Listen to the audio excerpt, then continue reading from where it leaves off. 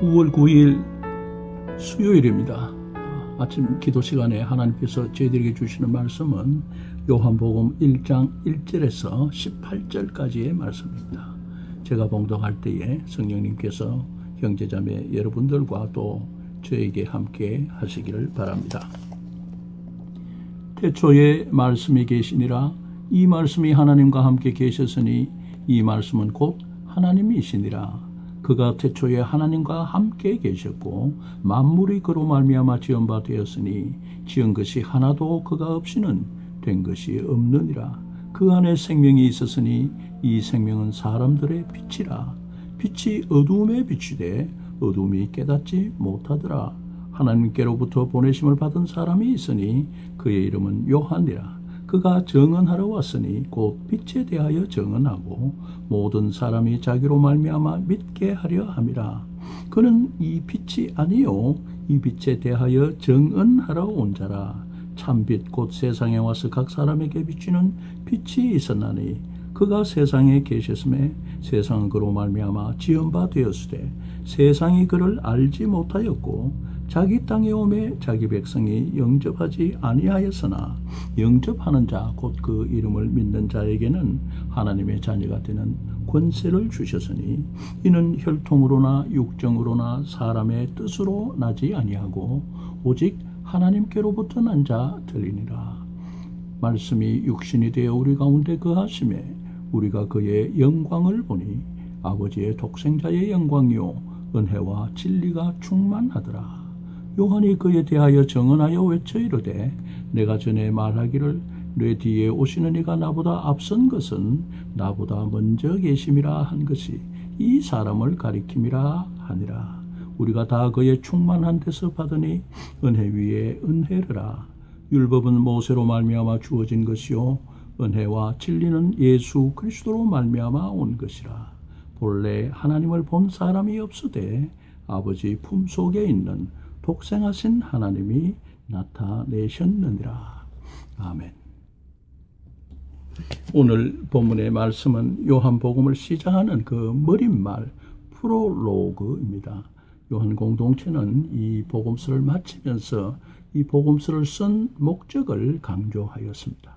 너희로 예수께서 하나님의 아들이심을 믿게 하려 하며 또 너희로 믿고 그 이름을 힘입어 생명을 얻게 하려 함이니라고 20장 31절에서 말씀하십니다. 이 같은 목적으로 쓴 이 요한복음의 도입부에서 저들이 무엇을 말할 것인가? 저들이 믿고 영생을 얻게 하시는 예수가 누구신지를 믿음으로 고백하면서 소개하는 것입니다. 저들이 고백하는 예수는 누구신가? 첫 번째, 예수님은 태초부터 계신 말씀 로고스로서 성육신 하신 분이시다 하고 1절에서 3절까지 해서 말씀하고 있습니다. 요한복음에서는 세례 요한의 물 세례나 예수님의 출생 이야기로 시작하지 않습니다. 대신에 태초로 in the beginning으로 거슬러 올라가서 말하고 있습니다. 유대인들은 태초에 천지가 있기 전에 신령한 지혜의 말씀이 있어서 하나님의 창조의 역군 에이전트로서 천지 창조를 이루셨다고 하였습니다. 또 당시의 그리코 로만 세계에서 히랍인들은 주로 수토와 학파 사람들이 우주 만물의 질서를 유지하는 그 이성적 원리 로고스가 있었다고 했습니다. 이 요한 공동체는 유대인들의 말하는 그 태초부터 계신 지혜의 말씀과 또 히랍인들이 말하는 이 이성적 원리는 같은 실체로서 하나님의 아들 그리스도이시며 그가 이 땅에 육신으로 오셨음을 밝히는 것입니다. 예수님은 이 머릿말뿐 아니라 전 요한복음을 통해서 태초부터 계신 말씀 이 로고스로서 말씀하시고 행하시고 또 표적도 행하시는 것입니다. 아울러 요한 공동체는 이 지혜의 말씀이라는 오랜 유대인의 그 전통의 뿌리를 둔 그리스도인 공동체임을 또한 말하는 것입니다. 두 번째 요한 공동체가 고백하는 예수님은 생명이 되시고 빛 참빛이 되셔서 세상과 각 사람에게 비추신다고 합니다. 여기서 예수님이 생명이라는 말은 이 히라보로 조에라고 해서 스스로 계시는 자의 그 생명, 또 아버지와 함께 사는 그 삶, 또 생명을 주시는 자로서의 생명을 말한다고 보겠습니다. 우리는 예수께서 나타내시는 하나님의 구속의 사랑을 사실 이 생명이라는 단어와 또 참빛이라는 것에서 볼 수 있는 것입니다. 예수님은 그가 이 땅에서 오신 것은 그의 아버지 하나님이 보내셨기 때문인 것을 밝히 증거합니다. 태양이 살아서 빛을 비추듯이 예수님이 스스로 사시는 죄송합니다.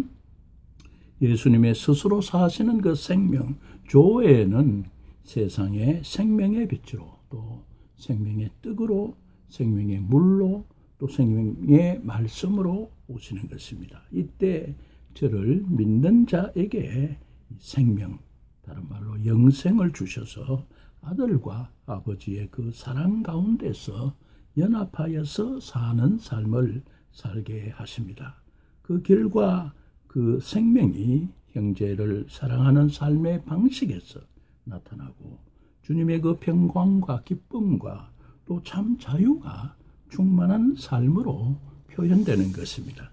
이 9절에서 11절 사이에 세상이라는 것은 모든 창조 세계를 말하기도 하지만은 하나님을 떠나서 악의 권세 아래서 어두움 속에서 영적 죽음을 당한 세속을 말합니다. 하나님이 이런 세상을 사랑하사 또 그 속에 있는 나까지도 사랑하사 독생자 예수 그리스도를 보내실 때 예수님은 어두움에 비치는 참 빛으로 또 사망을 당한 죄인들에게 생명을 주시고 아버지의 구속의 사랑을 십자가에서 밝히 나타내신 것입니다. 세 번째 요한 공동체는 세례 요한을 통해서도 예수님이 세상의 빛이시며 자기보다 먼저 계셨던 분이고 또 성령으로 세례를 베푸시는 이라고 31절에서 고백했습니다. 그러므로 요한복음에서는 결코 세례 요한이 예수님께 세례를 베풀지 않습니다. 그는 예수님이 누구신가를 증거하는 사람으로서의 역할을 가집니다. 네 번째, 예수님은 모세보다 큰 이이십니다.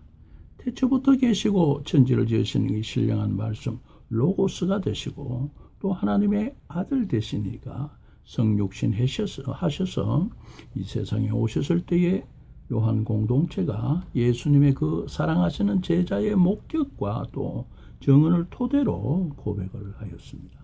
예수님의 영광과 주시는 그 은혜 헤세드와 또 진리 엠메트는 모세와 그의 율법의 권위를 뛰어넘고 능히 대신할 수 있는 것입니다.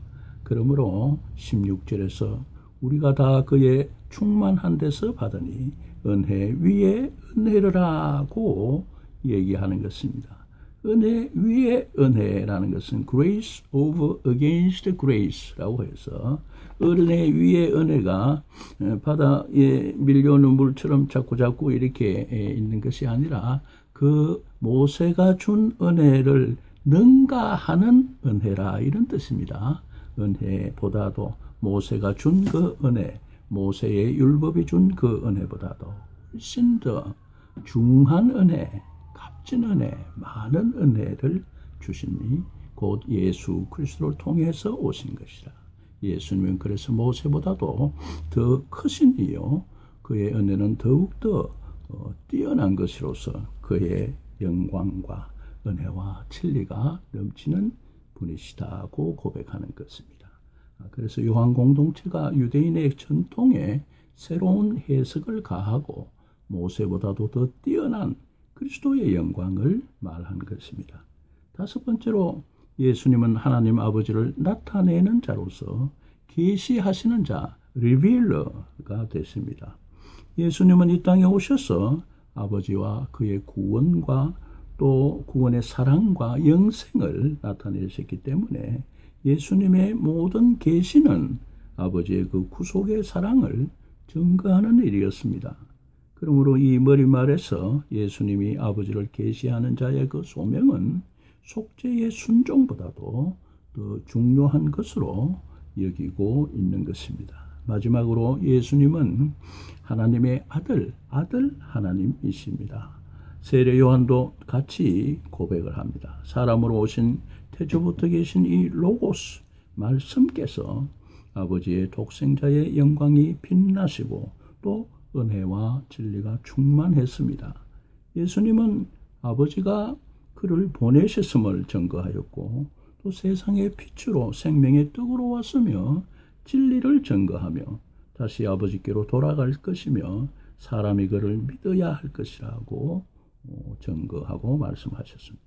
그가 행하는 모든 표적도 사실은 아버지를 가리키며 그가 하신 모든 말씀과 행동도 아버지의 말씀과 행하심을 가르치는 것입니다. 아들과 아버지는 실로 하나라고 10장 30절에서 증거하고 있습니다. 좀 긴 관계로 오늘 여기까지 하고 내일 다시 이어서 1장 1절에서 18절까지의 말씀을 좀 더 말씀드리도록 하겠습니다. 샬롬.